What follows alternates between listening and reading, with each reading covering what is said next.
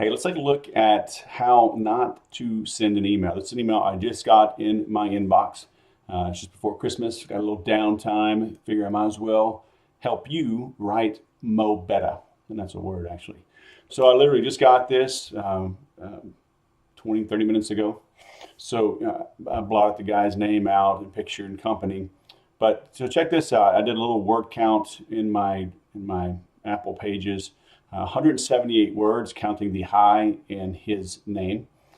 From there is obviously no personalization, right? He's doing some type of merge or name scraping. He's looking at anybody with a podcast. So maybe he's paying a VA, maybe he has some bots, scraping iTunes somehow, or just scraping the internet to see who has a podcast and sending out an email that has no customization. I've highlighted every use of I, I'm, our, we, we're. So 13 mentions of being focused on him, right? And literally every single paragraph, even though they're short, right? 1, 2, 3, 4, 5. So we've got 5 breaks there. Every one begins with I or we.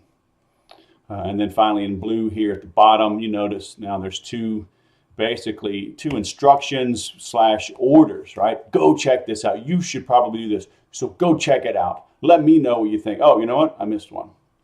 There's another. Let me change this over here on my other document. So there's actually 14 mentions. Let me know what you think. So how could this be improved? A lot of different ways. So number one, he's got the subject about your podcast. Actually, that's kind of okay. It did pique my interest. Oh, hey, somebody's interested in my podcast. Maybe they wanted to be a guest. Maybe they wanted to have me on as a guest. So, that's fine. I'm sure we could always nitpick, but I think that works. But hi and no personalization. Really, how hard is it to insert the person's name? That just a high exclamation point. A high exclamation point and no name tells me this is a bulk email.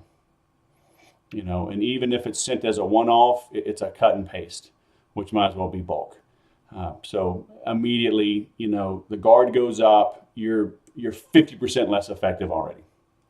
So I came across your show and wanted to reach out. Why not say, congratulations on launching your podcast, or well done on launching your podcast. I mean, a simple congratulations, a simple compliment. I talk about that in person. When you are standing in line at the coffee shop, at the grocery store, hanging out at a networking event, the best way to break the ice is to just pay a sincere compliment to somebody. Hey, I like your watch. Hey, I like your necklace. Hey, I like your iPhone case. Whatever. Pay them a sincere compliment, and you'll be amazed at how easy the conversation goes from there. He doesn't do that here. So I'm the CTO and co-founder of this company. I don't care who you are, right? Your prospects don't care who you are. WIIFM, right? What's in it for me? So you're blasting me, telling me all about yourself, telling me everything you do. Where does it really talk about, for me, why I should take the time out of what I'm doing, sipping some eggnog, hanging out with my mom who's in from out of town, hanging out with my kids who are off school, making some of my own content, making another podcast episode.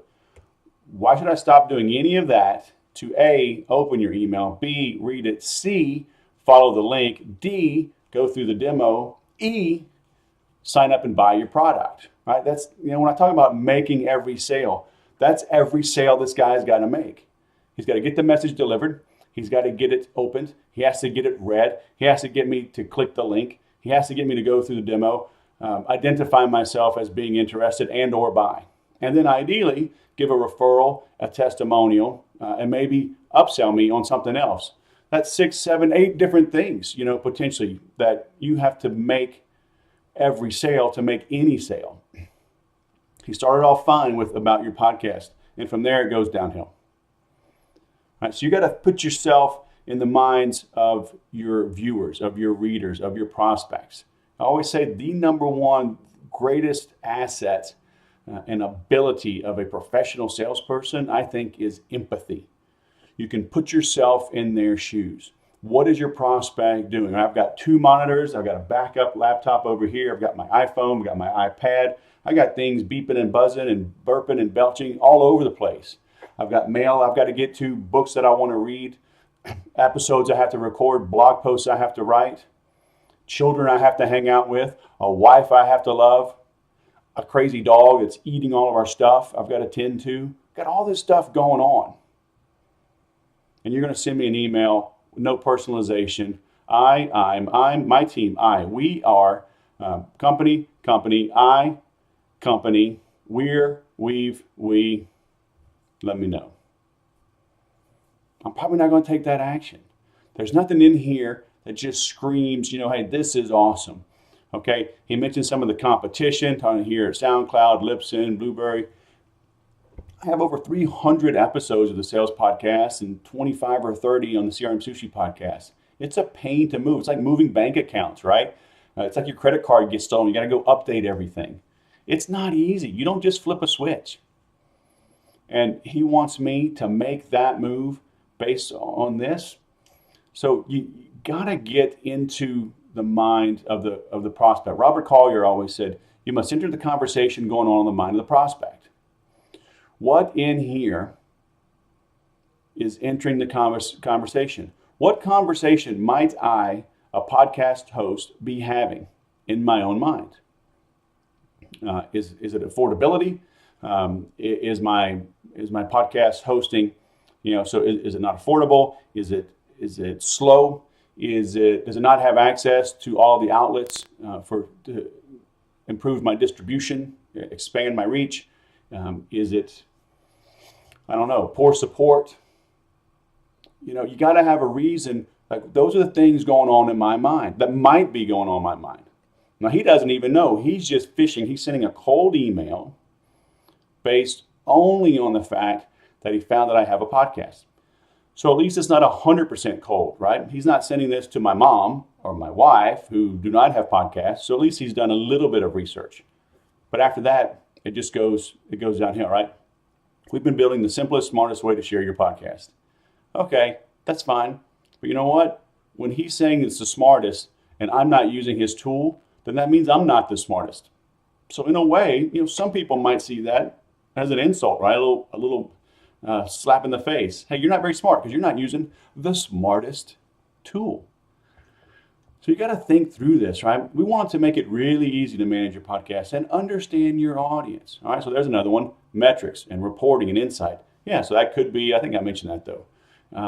That could be an issue. But the interesting thing is Libsyn just came out with enhanced reporting and a better dashboard. So is it worth the effort to switch? He has no special link. I followed this link to the website. There was nothing special. There was nothing unique about it. There was no customization, no personalization, no promo code. Here we are at the end of December. You think maybe you could have a Christmas special, New Year's special, and he offers none of that. Okay, so he says, "Oh, we listened. We took the time to listen carefully to podcasters like you." Well, I would hope so. I would think that anybody does. Otherwise, what? You're talking to God. You got archangels coming to you. You drop an acid, and just ideas are coming to your head. And you just decide to launch something, right? So personalize your messages. Do not start all of them with I and we and our and I. Make it active, possessive. Have the reader